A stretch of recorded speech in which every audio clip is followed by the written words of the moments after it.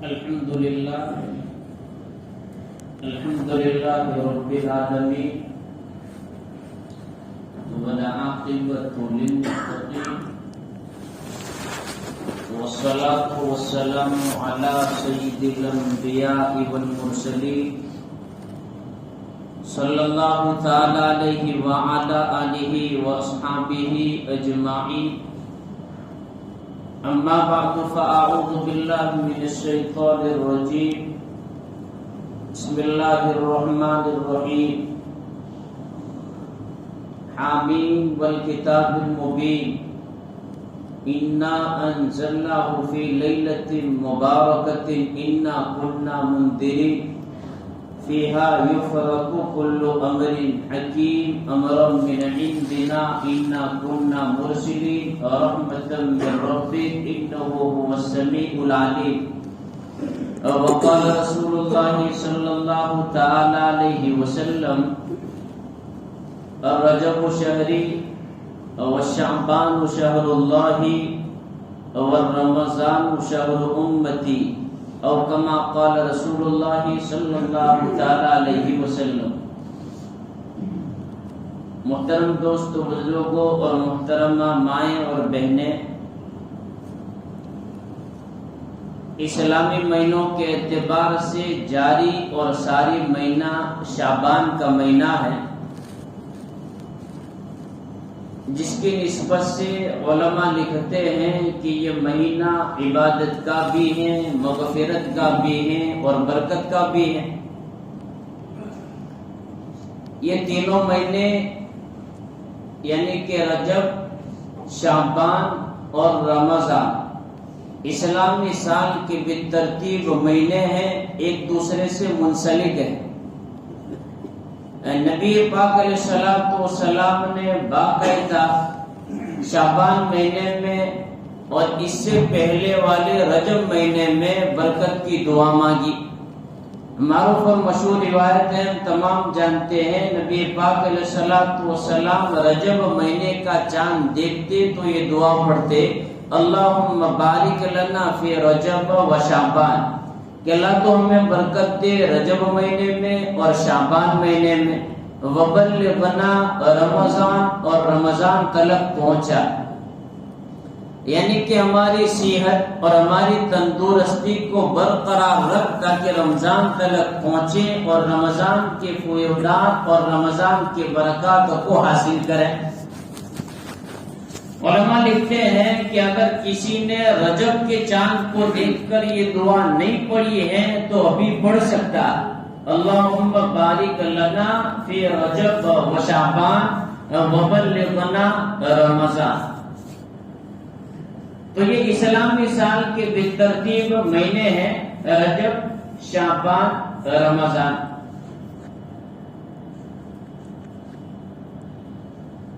لکھا ہے کہ شعبان کا جو رجب کا جو مہینہ ہے یہ انتظار رمضان کا مہینہ ہے، اور شعبان کا یہ جاری اور ساری مہینہ یہ استقبال رمضان کا مہینہ ہے، اور رمضان کا مہینہ اللہ کی برکتوں اور رحمتوں کو حاصل کرنے کا اور لوٹنے کا مہینہ ہے.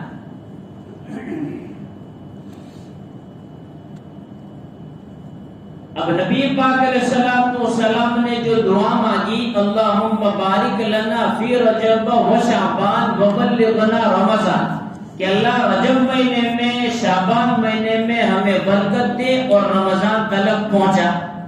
نبی پاک علیہ السلام کی اس بابرکت دعا کو شرف قبولیت کس طرح نصیب ہوا؟ علماء لکھتے ہیں کہ اللہ تبارک و تعالی شانہ نے رجب مہینے میں نبی پاک علیہ السلام کو معراج نصیب فرما دی، اور شعبان مہینے میں امت محمدیہ کے واسطے ایک رات شب برات جسے ہم کہتے ہیں، یہ ایک رات عام معافی اور مغفرت کے واسطے رکھ دی. اور رمضان مہینے میں امت محمدیہ کے واسطے رہبری اور رہنمائی کے واسطے، رشد و ہدایت کے واسطے قرآن پاک کو نازل فرمائے. تو اس طرح سے نبی پاک علیہ الصلوۃ والسلام کی یہ بابرکت دعا کو شرف قبولیت نصیب ہوا۔ تو میں عرض کر رہا تھا کہ جاری اور ساری مہینہ شعبان المعظم ہے، جو مغفرت کا بھی مہینہ ہے، عبادت کا بھی مہینہ ہے اور برکت کا بھی مہینہ ہے۔ نبی پاک علیہ الصلوۃ والسلام کے نزدیک اس مہینے کی کتنی اہمیت اور آپ علیہ الصلوۃ والسلام کے نزدیک یہ مہینہ کتنا معظم تھا، اس کا اندازہ ہم اس بات سے لگائے۔ خطبے میں نے روایت پڑھی، نبی پاک علیہ الصلوۃ والسلام فرماتے ہیں کہ الرجب شہری، رجب میرا مہینہ ہے۔ اللہ کے نبی فرماتے ہیں رجب میرا مہینہ ہے، وشعبان شہر اللہ، اور شعبان کا مہینہ اللہ کا ہے، ورمضان شہر امتی، اور رمضان میری امت کا مہینہ ہے۔ نبی پاک علیہ الصلوۃ والسلام کے نزدیک اس مہینے کی کتنی اہمیت تھی، اس کا اندازہ عائشہ رضی اللہ تعالیٰ عنہ کی روایت سے ہم لگائے۔ عائشہ رضی اللہ تعالیٰ عنہ فرماتی ہے کہ نبی پاک علیہ الصلوۃ والسلام شعبان مہینے کے روزے بڑے اہتمام سے رکھتے تھے، کثرت سے رکھتے تھے۔ حضرت اسامہ رضی اللہ تعالیٰ عنہ فرماتے ہیں نبی پاک علیہ الصلوۃ والسلام سے پوچھتے ہیں وجہ اس کی، نبی پاک علیہ الصلوۃ والسلام شعبان مہینے میں روزوں کی کثرت کرتے اور رجب مہینے میں بھی۔ تو حضرت اسامہ رضی اللہ تعالیٰ عنہ نے پوچھا کہ اللہ کے نبی آپ شعبان مہینے میں اتنے کثرت سے روزے کیوں رکھتے ہیں؟ تو نبی پاک علیہ الصلوۃ والسلام نے فرمایا ذالک شہر، یہ ایسا مہینہ ہے کہ یغفل الناس عنہ، اس سے لوگ بہت غفلت میں ہیں، وَهُوَ شَهْرٌ تُرْفَعُ الْأَعْمَالُ إِلَى رَبِّ الْعَالَمِينَ فَأَحَبُّ أَن يُرْفَعَ عَمَلِي وَأَنَا صَائِمٌ۔ میں اس مہینے میں کثرت سے روزے اس واسطے رکھتا ہوں کہ لوگ اس مہینے سے غفلت میں ہیں، جبکہ یہ مہینہ ایسا ہے کہ اس مہینے میں امتیوں کے، اللہ کے تمام بندوں کے اعمال رب العالمین کی بارگاہ میں پیش کیے جاتے ہیں۔ تو میں اس بات کو پسند کرتا ہوں کہ جب میرے اعمال پیش کیے جاوے تو روزے کی حالت میں۔ معلوم ہوا نبی پاک علیہ الصلوۃ والسلام کے نزدیک اس مہینے کی کتنی اہمیت تھی۔ بہرحال آپ علیہ الصلوۃ والسلام کثرت سے روزے شعبان میں رکھتے تھے، پر امتیوں کو اس بات کا حکم نہیں دیا۔ ہم امتیوں کے واسطے اس مہینے میں ایک روزہ مستحب قرار دیا گیا، 15 شعبان کا روزہ۔ آنے والے ہفتے میں شنیچر کا جو دن ہے یہ 15 شعبان کا ہے، اس سے پہلے جمعہ کے دن جو رات آوے گی یہ شب برات آوے گی۔ تو ہم امتیوں کے واسطے 15 شعبان کا روزہ مستحب قرار دیا گیا، اور اس پر بھی اجر و ثواب مرتب ہوگا۔ اور ایک اچھا موقع اس طرح اچھا ہے کہ ہر مہینے کے 3 دن، جس کو ایام بیس کے روزے کہا جاتے ہیں، ہر مہینے کے 3 دن کے روزے جنہیں ایام بیس کہا جاتا ہے، ہم اس کے سلسلے میں جانتے ہیں، اور زیادہ تر ہمارے مقابلے میں ہماری مائیں اور بہنیں جانتی ہیں، چونکہ میں کئی مرتبہ یہ بات بتلا چکا کہ نفل روزوں اور مستحب روزوں اور سنن غیر مؤکدہ روزوں کے سلسلے میں ہم سے بڑھ کر ہماری ماں بہنیں سبقت لے جاتی ہیں، زیادہ تر روزے وہ رکھتی ہیں۔ خیر میں عرض کر رہا تھا موقع اچھا ہے ایام بیس کے روزے رکھنے کا۔ ایام بیس کا مطلب ہے ہر مہینے کے 3 روزے، تاریخ 13، 14 اور 15، ان 3 روزوں کا مستقل ثواب حدیث پاک میں بیان کیا۔ نبی پاک علیہ الصلوۃ والسلام فرماتے ہیں صیام 3 ایام من کل شہر کصیام الدہر، کہ ہر مہینے کے 3 روزے 1 سال کے روزوں کے برابر، 13، 14، 15 اسلامی تاریخ کے اعتبار سے۔ اگر یہ 3 روزے کو ہر مہینے رکھ لیتا ہے تو پورے سال کے روزوں کے برابر اس کو ثواب دیا جائے گا۔ اس کے علاوہ ایک دوسرا اچھا موقع یہ بھی ہے کہ 14 تاریخ جمعہ کا دن ہے، 13 تاریخ جو ہے یہ جمعرات کا دن ہے، ان دونوں روزوں کی اور ساتھ میں بدھ کے دن کے روزے کی مستقل فضیلت بیان کی، تو یہ موقع بھی ہاتھ آ سکتا ہے۔ بدھ کے دن، جمعرات کے دن اور جمعہ کے دن کے روزوں کی فضیلت کے سلسلے میں نبی پاک علیہ الصلوۃ والسلام فرماتے ہیں من صام یوم الاربعاء والخمیس والجمعہ بنى اللہ له قصورا فی الجنہ من لؤلؤ ویاقوت وزبرجد وكتب اللہ له براءۃ من النار، کہ جو کوئی بدھ کے دن روزہ رکھے گا، جمعرات کے دن روزہ رکھے گا اور جمعہ کے دن روزہ رکھے گا، اللہ تعالیٰ اس کے واسطے جنت میں عالی شان محل تیار کرے گا۔ اس عالی شان محل کی کیفیت بیان کی کہ لولو موتی کے ذریعے، زبرجد موتی کے ذریعے اور یاقوت کے موتی کے ذریعے اس محل کو سجایا جائے گا۔ اسی پر بس نہیں بلکہ ان 3 روزوں کو رکھنے والا مرد ہو یا عورت ہو، کتب اللہ له براءۃ من النار، اللہ جہنم سے اس کے لیے خلاصی لکھ دے۔ یہ موقع بھی ہاتھ آ سکتا ہے۔ تو بہرحال ایک روزہ ہمارے واسطے مستحب ہے، 15 شعبان کا روزہ، اللہ تعالیٰ ہم تمام کو توفیق دے، رکھے ان کے واسطے سعادت کی بات ہے اور نہ رکھے ان کے واسطے کوئی بدبختی کی بات نہیں ہے، بلکہ توفیق مانگنی چاہیے۔ اللہ تعالیٰ ہم تمام کو توفیق نصیب فرماوے۔ تو یہ تو نبی پاک علیہ السلام کو سلام کے نزدیک اہمیت عظمت اس شعبان مہینے کی۔ اب بات کریں صحابہ رضی اللہ تعالیٰ مجمعین کی، ان کے نزدیک ان مہینوں کی کتنی اہمیت تھی، اس سلسلے میں حضرت انس رضی اللہ تعالیٰ فرماتے ہیں کہ رجب کا چاند جب صحابہ دیکھتے تو رجب کے چاند کو دیکھتے ہی قرآن پاک کی تلاوت میں منہمک ہو جاتے۔ صحابہ مطلب کہ کثرت سے قرآن پاک کو پڑھتے تھے، اور صاحب مال لوگ جو نصاب کے مالک ہوتے، جنہیں اپنے مال کی زکات نکالنی ہوتی، وہ اپنے مالوں کی زکات نکال دیتے، غربا تلک پہنچا دیتے، اور صدقہ اور خیرات کا بڑا اہتمام کرتے۔ یہ اچھے بھلے کام ہے جو صحابہ رضی اللہ تعالیٰ مجمعین رجب اور شعبان مہینے میں ان کاموں کو انجام دیتے تھے۔ اللہ کرے ہمیں بھی ان اچھے بھلے کاموں کی توفیق مل جاوے، تو یہ کام بھی کرنے لائق ہے اس مہینے میں۔ میں نے شروع میں کہا کہ مغفرت کا بھی مہینہ ہے، عبادت کا بھی مہینہ ہے اور برکت کا بھی مہینہ ہے، تو صحابہ اس طرح سے یہ عمل کرتے تھے۔ اب بات کریں آنے والی اس مہینے کے، چونکہ ایک رات ہے جسے شب برات کہا جاتا ہے، جس کو ہم موٹی رات کے نام سے یاد کرتے ہیں، اس رات میں معمول ہے ہمارے اسلاف اور ہمارے گزرے ہوئے بزرگوں کے نقش و قدم پر چلتے ہوئے ہمارا معمول ہے، اور بہرحال تعلیمات اسلام میں سے یہ بات ہے کہ اس رات کو اہتمام کیا جاوے، یعنی کہ عبادت میں اس رات کو گزارا جاوے، اور اس رات میں کرنے کے جو کام ہیں وہ، اور آنے والے دن میں کرنے کا جو کام ہے وہ، اور ان کاموں پر جو فضائل اور جو اجر و ثواب مرتب ہوتا ہے، ان تمام کاموں کو انشاءاللہ آئندہ جمعہ میں عرض کروں گا، اور باقی جو باتیں رہ جاوے گی تو اس رات کو ہر سال کی طرح تھوڑا بہت عرض کر دوں گا۔ اس وقت صرف اس پہلو پر بات کرنا ہے کہ یہ آنے والی جو رات ہے، اس رات میں بعض خوش قسمت لوگ ہیں جن کی مغفرت کر دی جاتی ہے۔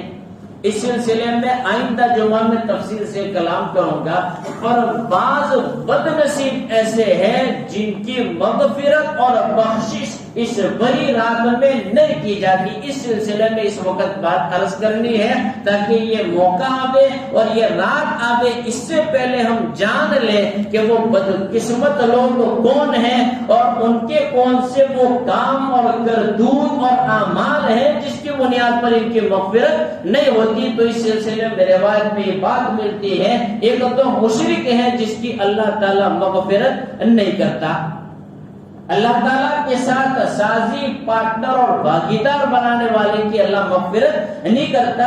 صاف قرآن میں اعلان ہے، ان اللہ لا یغفر ان یشرک بہ ویغفر ما دون ذلک لمن یشاء، کہ شرک کے علاوہ تمام گناہوں کو اللہ معاف کر دیتا ہے، شرک کو اللہ معاف نہیں کرتا۔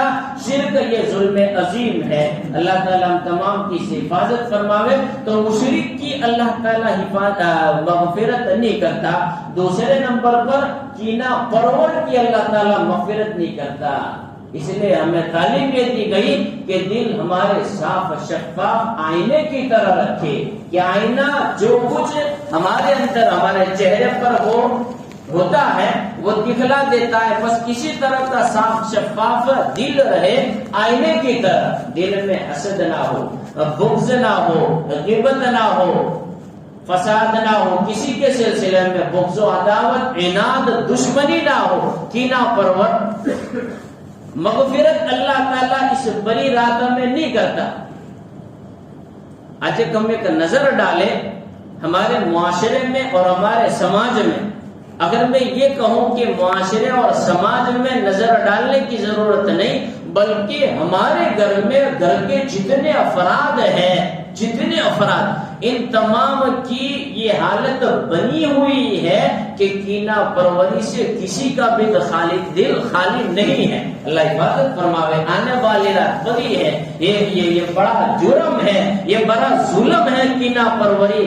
آوے یہ رات، اس سے پہلے کینہ پروری سے ہم اپنے دل کو پاک صاف کر لیں۔ مہا سنت ہے رسول خدا صلی اللہ علیہ وسلم کی۔ آپ علیہ الصلوۃ والسلام کے دل میں کسی کے متعلق کھوٹ نہیں، آپ کے دل میں حسد نہیں، بغض نہیں، کینہ کپٹ نہیں، اور عناد اور دشمنی نہیں۔ آپ کا دل پاک صاف شفاف تھا۔ آپ علیہ السلام کی مہا سنت کے دل کو پاک صاف رکھیے۔ اس مضمون کے تحت ایک واقعہ منقول ہے جس کا اختصار یہ کہ ایک مرتبہ نبی پاک حضرت انس فرماتے ہیں، ایک مرتبہ ہم نبی پاک علیہ الصلوۃ والسلام کی خدمت میں مسجد نبوی میں بیٹھے ہوئے تھے۔ آپ علیہ الصلوۃ والسلام نے فرمایا کہ دیکھو میرے یارو، ابھی ایک صاحب آئیں گے اس طرف سے، کسی ایک طرف کا اشارہ کیا کہ اس طرف سے ایک صاحب آئیں گے، تم میں کا جو کوئی جنتی آدمی کو دیکھنا چاہے تو اس آنے والے کو دیکھ لے، وہ جنتی ہوگا۔ اب وہ کتنا بڑا خوش قسمت ہوگا، اس کے لیے کتنی بڑی سعادت مندی کی بات کہ حضور نے جنت ہی میں، جنت دنیا میں ہی جنت کی بشارت دے دی۔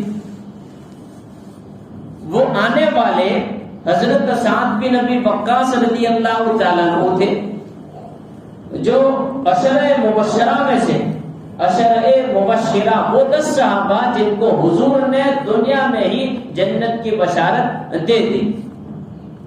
عشرہ مبشرہ کے نام ہمیں یاد ہونے چاہیے، کیونکہ یہ بڑے بابرکت لوگ تھے جن کے واسطے سے اللہ تعالیٰ دعا قبول کرتا۔ میں کئی مرتبہ بتلا چکا ہوں، حضرت ابو بکر صدیق، حضرت عمر، حضرت عثمان، حضرت علی، حضرت عبد الرحمن بن عوف، حضرت ابو عبیدہ بن جراح، حضرت سعد، حضرت سعید، حضرت طلحہ اور حضرت زبیر، یہ 10 صحابہ جن کو حضور نے دنیا میں ہی جنتی بتایا۔ تو بہرحال صحابہ سے عرض کیا کہ ایک صاحب آئیں گے، تم میں کا جو کوئی جنتی کو دیکھنا نہ چاہے تو اسے دیکھ لیں۔ حضرت انس فرماتے ہیں جس طرف اشارہ حضور نے کیا ہم نے اس طرف اپنے چہرے کر لیے۔ تھوڑی دیر کے بعد یہ صاحب آئے، سعد بن ابی وقاص رضی اللہ تعالیٰ عنہ، جن کے چہرے کے اوپر سے وضو کا پانی ٹپک رہا تھا اور ان کے بائیں ہاتھ میں جوتے تھے۔ بہرحال وہ آئے، خدمت مجلس میں شریک ہوئے، پھر مجلس بعد میں برخاست ہو گئی۔ حضرت انس فرماتے ہیں کہ اب جب تمام لوگ اپنے گھروں کے اور اپنے کاموں کے اور جانے لگے تو سعد بن ابی وقاص رضی اللہ تعالیٰ عنہ کا پیچھا کیا حضرت عبداللہ بن عمر بن العاص رضی اللہ تعالیٰ عنہ نے۔ راستے میں ان سے ملاقات کی اور ملاقات کر کے یوں کہا عبداللہ بن عمر بن العاص نے کہ سعد میں تمہارے پاس 2 دن رہنا چاہتا ہوں، میں 2 دن تمہارا مہمان بننا چاہتا ہوں، اگر راضی خوشی سے تم اجازت دو تو کہا بھائی کوئی حرج نہیں ہے۔ عبداللہ بن عمرو بن العاص ان کے ساتھ 2 دن رہنے کا جو 2 دن رہنے کی جو انہوں نے ٹھان لی، وہ اس وجہ سے کہ دیکھے کہ بھئی وہ کون سا خاص کام کرتا ہے جس کی بنیاد پر حضور نے انہیں جنتی بتایا، میں دیکھوں وہ عمل کون سا ہے، پھر میری بساط میں ہو تو میں بھی وہ عمل کروں۔ بہرحال اجازت ملی، سعد بن وقاص نے اجازت دی، عبداللہ بن عمرو بن العاص ان کے ساتھ گئے، ان کے ساتھ پورا دن رہے، رات کا وقت ہوا، وہ بھی سوئے یہ بھی سوئے۔ عبداللہ بن عمرو بن العاص فرماتے ہیں کہ میں پوری رات ان کے ساتھ لیٹا رہا، پر سویا نہیں، جاگتا رہا کہ میں دیکھوں یہ رات کے اندھیرے میں وہ کون سا کام کرتے ہیں جس پر انہیں جنت کی بشارت دی گئی۔ فرماتے ہیں کہ پوری رات ان کے ساتھ رہا، یہ تو رات میں اٹھے بھی نہیں، سوتے ہی رہے، بلکہ میں جاگتا رہا۔ پھر اگلا دن آیا، پورا دن میں ان کے ساتھ رہا۔ اس طرح سے 2 راتیں 2 دن گزر گئے، پر میں نے کوئی خاص کام ان سے ہوتے ہوئے دیکھا نہیں۔ مجبوراً میں نے پوچھ لیا کہ بھائی تمہارے ساتھ میں 2 دن رہا، اس کی وجہ یہ ہے کہ آپ کے آنے سے پہلے حضور نے بتایا کہ آنے والا جنتی ہے، جو دیکھنا چاہے دیکھ لے، تو میں آپ کے ساتھ اس وجہ سے رہا کہ میں دیکھوں آپ وہ کون سا خاص کام کرتے ہیں جس کی بنیاد پر حضور نے آپ کو جنتی بتایا۔ پر میں نے دیکھا آپ کوئی خاص کام کرتے نہیں، بس وہی فرائض ہیں اور جو واجبات ہیں وہی کام کرتے ہیں۔ تو حضرت سعد بن ابی وقاص نے کہا کہ حضرت اگر حضور نے میرے سلسلے میں یہ بات کہی تو یہ میرے لیے بڑی سعادت مندی کی بات ہے، یہ نعمت عظمیٰ ہے، باقی کوئی خاص کام نہیں ہے جیسا کہ تم نے دیکھا دین میں بھی ہے، رات میں بھی۔ پر ایک بات بتلاؤ، وہ بات یہ ہے، اور شاید اسی بات کی بنیاد پر اللہ نے مجھے یہ مقام دیا ہے، وہ بات یہ ہے کہ میرے دل میں آج تک کسی کے متعلق کوئی کھوٹ نہیں آئی، حسد نہیں، کینہ کپٹ نہیں، دشمنی نہیں، عناد نہیں، کچھ بھی نہیں۔ میرا دل پاک صاف رکھتا ہوں میں، ہو سکتا ہے میرا یہ عمل اللہ کے نزدیک اس کا مصداق بنا۔ یہ ہے بہرحال صاحب کتاب نے اس واقعے کو جو ہے اس کے متعلق اس عنوان کے تحت لکھا، کینہ پروری کے عنوان کے تحت۔ تو بہرحال یہ رات آتے اس سے پہلے ہمارے دلوں کو صاف کرنے کا ہمارے پاس بہترین موقع ہے۔ اللہ تبارک و تعالی شانہ ہم تمام کے دلوں کو پاک اور شفاف کر دے۔ اب میں نے جو بتایا، بقیہ بد نصیب بدقسمت لوگ اور خوش قسمت لوگ کون ہے، انشاءاللہ آئندہ جمعہ میں بات عرض کروں گا۔ اللہ تعالیٰ آئندہ کا موقع نصیب فرمائے گا۔